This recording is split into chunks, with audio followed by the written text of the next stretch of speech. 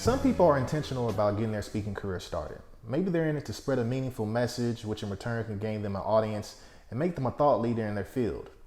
Maybe they're primarily in it for the money, since speaking can lead to a very lucrative career. Then there are some people who accidentally stumble into it. They don't even realize that they're already doing it every single day, and then the opportunity comes up that they must take advantage of.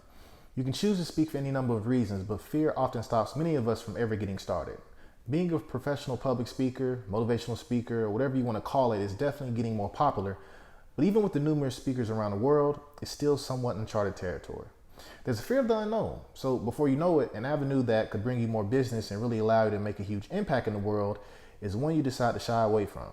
Not only from the main stage, but from the small opportunities that may pop up every now and then. It's truly unfortunate because I find that many of us simply overthink getting started.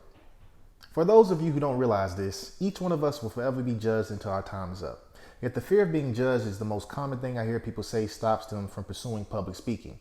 And it gets me every time. On the job, you most likely have a yearly review, maybe even quarterly. You're judged on your performance.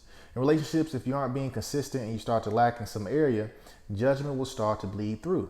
In regular conversation, if you happen to say conversate instead of converse, trust me, you'll get those looks. And my friend, those looks are looks of judgment. We go through everyday life being judged on a constant basis, plus we judge others ourselves. Yes, being a public speaker opens you up to being judged by hundreds or even thousands, but you learn so much and it only makes you better. Don't let the fear of being judged make you quit before getting started. But how do I go about getting a good demo video? That's a question I get a lot as well. I don't have enough of an audience, I'm not popular enough, I don't have the right equipment, my keynote isn't perfect like I want it to be. These are popular misconceptions behind the purpose of a demo video. People think that you have to have a full audience and all this fancy equipment to get footage. Some people have a lot of resources to start out with and they may come out the gate with a killer demo video, while some won't have as much to work with. Doesn't matter because the purpose of a demo video isn't to showcase a whole 45-minute keynote. The purpose is to show highlights of the most important things that you feel will really resonate with your prospective viewer. It can literally be 15-second clips that make up a minute or a minute and a half or 2-minute video.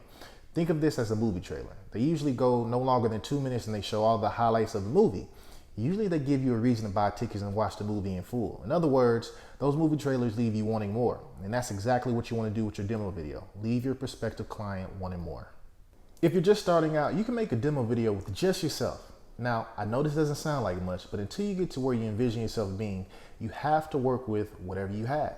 That means not waiting until you have 100 people in the audience. That means not waiting until you're officially a paid speaker.